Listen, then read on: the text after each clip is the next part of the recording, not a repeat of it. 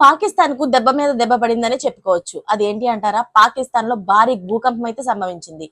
Richter scale పైన భూకంపం తీవ్రత 4.6గా నమోదయ్యింది. నేషనల్ సెంటర్ ఫర్ సిస్మాలజీ నుంచి ఈ విషయాన్ని వెల్లడించారు. అయితే భూకంప కేంద్రం 10 కిలోమీటర్ల లోతులో ఉన్నట్లు గుర్తించారు. దీని ప్రభావం మరోసారి భూకంపాలను వచ్చే అవకాశం ఉందని కూడా ఎన్సిఎస్ వెల్లడించింది.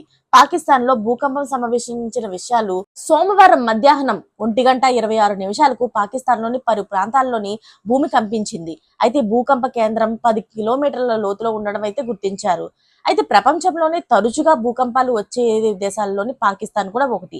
ఈ దేశంలోని చాలా ప్రాంతాల్లోని భూకంపాలు సంభవించాయి. చాలా శక్తివంతమైన భూకంపాలు సంభవించే అవకాశం ఉన్నట్లు కూడా పాకిస్తాన్ భౌగోళిక యురేషియా భారతీయ టెక్టోనిక్ ప్లేట్స్ మధ్య విస్తరించి ఉందనేసి తెలుస్తుంది. అయితే యురేషియన్ ప్లేట్ దక్షిణ అంచున బలుస్తాన్ గిరిజన ప్రాంతాలపైన అలాగే బల్టిస్తాన్ ప్రావిన్సుల మధ్య ఉన్నట్టు తెలుస్తున్నాయి. ఈ రెండు టెక్టోనిక్ ప్లేట్లు ఢీకొనడం వలన తరచుగా తీవ్రమైన భూకంపం సంభవిస్తాయని ఎన్పిఎస్ అధికారులు అయితే వివరించారు. చూశారు కదా ఫ్రెండ్స్, దీని వల్ల వీళ్ళకి మరోసారి భూకంపం వచ్చి వీళ్ళకి ఏమైనా నష్టం జరిగితే మాత్రం మనం చేసే నష్టం కన్నా వాళ్ళకు ఈ భూకంపం చేసే ఎక్కువ నష్టం ఎక్కువైపోతుంది. దీంతో వాళ్ళు నేలమట్టం కావడం ఖాయం. మరిన్ని లేటెస్ట్ అప్డేట్స్ కోసం ఛానల్ ని సబ్స్క్రైబ్ చేసుకోండి. Thanks for watching friends.